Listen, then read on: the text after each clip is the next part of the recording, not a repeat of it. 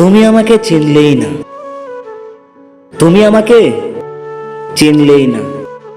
তুমি জানো, একজন ছেলে তার প্রিয় মানুষটার কোনো ছেলে বেস্ট ফ্রেন্ড থাকুক সেটা মেনে নিতে পারে না।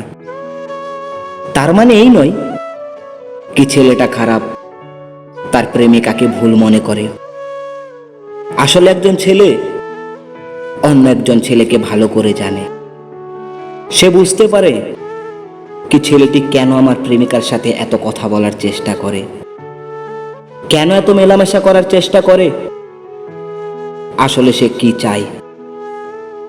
কেন যে বুঝতে পারো না কি কোনো পুরুষই তার প্রিয় মানুষটাকে হারাতে চায় না।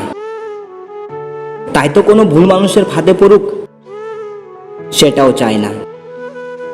আর এই ব্যাপারটাই কিছু মেয়ে বিরক্ত মনে করে।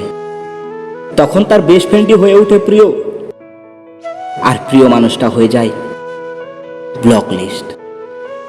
তার জলজন্ত প্রমাণ আমি নিজেই।